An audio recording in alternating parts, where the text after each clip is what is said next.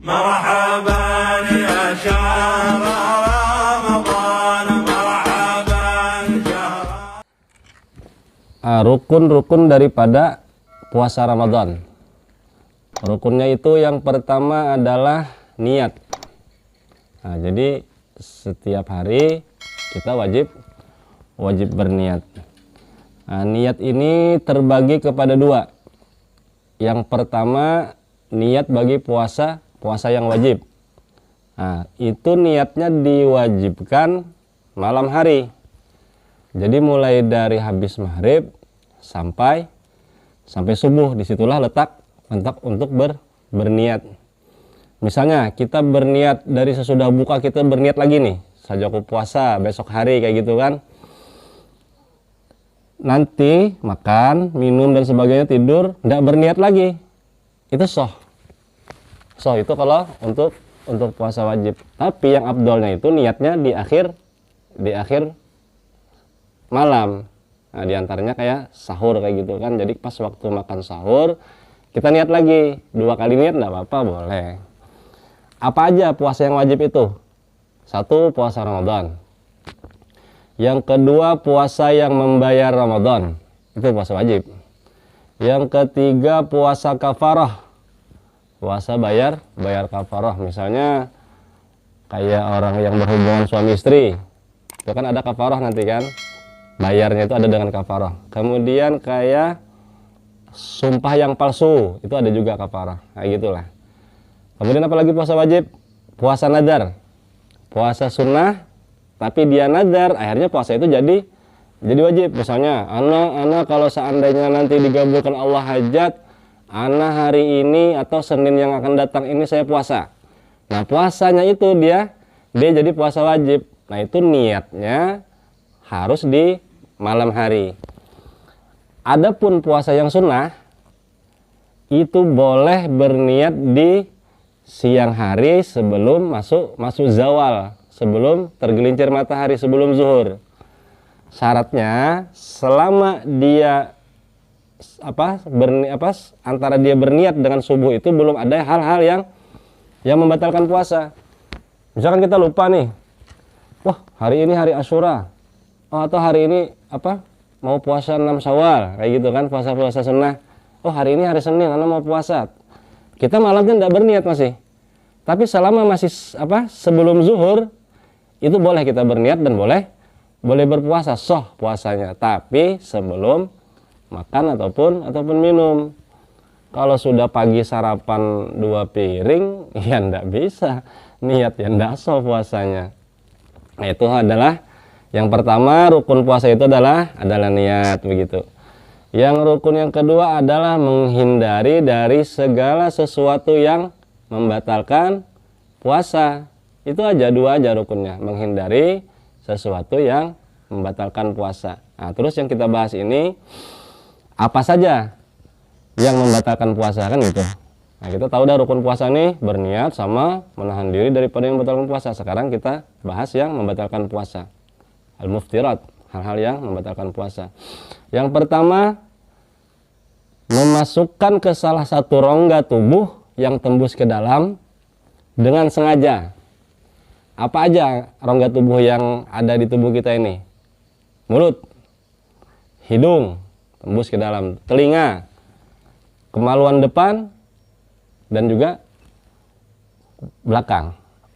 Nah, kalau kita memasukkan sesuatu ke salah satu rongga tadi dengan sengaja, itu hukumnya batal. Tapi kalau seandainya tidak sengaja, itu tidak batal. Misalnya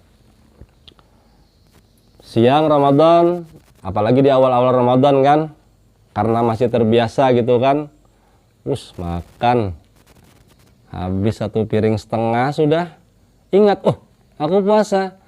Itu boleh, nggak apa-apa. Kata Rasulullah, barang siapa yang berpuasa Ramadan kemudian dia lupa makan dan minum, teruskan, sempurnakan puasanya. Itu adalah hakikatnya Allah memberi makan sama minum kepada dia, rizki. Atau pagi-pagi biasanya kita ngerokokan, apalagi sama kopinya, lupa nih kan, sudah ingat seketika juga berhenti, nggak boleh diteruskan. Nah, tapi kalau ingat diteruskan, ya batal puasanya. Apalagi sampai habis sudah 2 pak rokoknya baru ingat, ya itu ya apa itu. Nah, jadi kalau apa tidak sengaja itu boleh, dan juga kalau lupa ya, dan juga kalau tidak sengaja. Bagaimana contohnya tidak sengaja? Kok bisa makan tidak sengaja? Misalkan kita di perkampungan orang-orang zalim, orang-orang yang bukan beragama Islam, terus kita ditawan misalnya, dimasukkan kita, nanti tidak boleh puasa, dimakan, harus makan. Nggak apa-apa, teruskan nanti puasanya. Atau misalkan orang perempuan diperkosa, kan memasukkan salah satu orang enggak kan, diperkosa, tidak sengaja, nggak apa, teruskan puasanya. Nah itu yang membatalkan yang pertama, memasukkan sesuatu ke rongga tubuh yang secara disengaja. Kemudian yang kedua yang membatalkan puasa itu adalah gila, walau sesaat. Nah, tatkala puasa gila sebentar, 1 jam misalnya gila, sadar dia dari gilanya, itu sudah tetap batal. Atau misalkan siang puasa, pura-pura gila, itu nggak batal, pura-pura. Ada lah pura-pura gila biar dibilang orang batal, biar bisa makan katanya kan, ya macam-macam lah orang. Nah, yang kedua gila, yang ketiga murtad, yaitu keluar daripada agama Islam. Di antaranya itu adalah dibilang murtad. Apalagi yang dibilang murtad? Wah, puasa itu ndak wajib. Wah, sholat itu ndak wajib. Itu juga dibilang murtad. Makanya jangan main-main. Wah, anak ini sudah ma'rifat, sudah tinggi, ndak perlu sholat ndak wajib. Awas, hati-hati. Jangan main-main hukum Islam. Nah, tadi sudah yang ketiga. Yang keempat, muntah dengan sengaja. Kalau ndak sengaja ndak apa-apa, masuk angin terus muntah, nggak apa-apa, terusin nanti puasanya. Tapi kalau sengaja diorek-orek atau gimana gitu kan, nah itu apa, batal puasanya. Nah terus gimana kalau puasanya yang kita nggak sengaja ini muntah? Setelah muntah kita wajib membersihkan dengan cara berkumur-kumur, bahkan sampai sampai yang ke dalam gitu, sampai gitu kan, karena ini memang darurat. Kalau kita ndak bersihkan terus kita telan liur kita yang bekas muntah, ya batal. Itu liur kita itu najis, atau gigi kita lagi berdarah gitu. Nah itu kan harus dikumur-kumur sampai bersih. Kita buang dulu darahnya, kita ludah-ludah gitu, terus berkumur-kumur sampai bersih. Kalau kita telan darah itu, batal puasanya. Kalau sengaja, apalagi kita tahu, karena itu adalah najis. Itu ya kira-kira kan. Nah kemudian sudah yang keempat. Yang kelima adalah berhubungan suami istri di siang hari secara sengaja.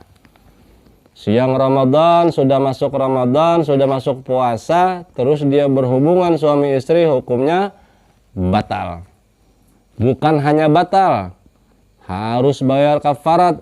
Apa saja kafaratnya orang yang berhubungan suami istri di siang hari Ramadan? Yang pertama, dia harus memerdekakan budak.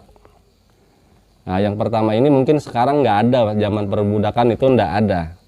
Kalau seandainya tidak mampu bayar memerdekakan budak, maka dia diwajibkan berpuasa selama 2 bulan berturut-turut. Nah ini hati-hati nih, kalau urusan ini hati-hati, berat kafaratnya. 2 bulan berturut-turut. Kalau seandainya kita puasa sudah 1,5 bulan, batal sehari, ulang lagi, nggak berturut-turut. Jadi harus dari pertama sampai akhir itu berturut-turut. Nah, terus ada yang bilang, jangankan 2 bulan, 1 bulan Ramadan aja anak nggak tahan katanya. Sudah berhubungan suami istri, nggak kuat kan. Nah, kalau nggak mampu ya ada lagi kafarat yang ketiga, yaitu dengan memberi makan fakir miskin sebanyak 60 orang. Satu fakir miskin itu dengan 1 1 mud atau 8 ons beras lah. Kayak gitu. Kalau seandainya nggak mampu juga, wah, ana mau ngasih makan fakir miskin di kampung ana yang paling miskin. Seharusnya mereka yang ngasih makan ana. Kan kayak gitu. Wah, keterlaluan ini ya. Ya sudah, tetap dia ada punya kewajiban untuk melaksanakan kafarat. Kapan dia mampu. Makanya kita harus berhati-hati, jangan sampai melakukan hubungan suami istri di siang hari. Kan malam boleh, dihalalkan sama Allah. Kemudian apalagi yang membatalkan puasa, yaitu mengeluarkan air mani dengan sengaja, mau dengan tangan dia, mau dengan tangan istrinya, atau dia misalkan berkhayal. Kalau seandainya dia tahu berkhayal ini bisa mengeluarkan, ya nggak boleh. Kalau sampai keluar air mani dengan sengaja begitu, itu batal. Kalau tidak sengaja, misalkan tidur, mimpi, tiba-tiba mimpi yang akhirnya bisa mengeluarkan air mani, tidak batal puasanya. Itu karena tidak sengaja. Nah, begitu juga kita kalau di siang hari puasa itu mencium istri ini kan hukumnya makruh kan. Kalau kita tahu sudah ini bakalan bisa mengeluarkan air mani, jangan hindari. Nah, kalau seandainya kita laksanakan, batal puasa kita. Nah, begitu. Kemudian yang terakhir yang membatalkan puasa adalah haid dan nifas. Bagi perempuan, haid dan nifas ini bukan hanya bukan hanya batal puasa, mereka besoknya diharamkan untuk berpuasa. Tapi diharamkan, tapi wajib dibayar. Itu untuk apa? Perempuan yang haid ataupun yang nifas. Nifas ini darah yang sudah melahirkan gitulah. Nah, itu saja mungkin yang kita sampaikan dulu.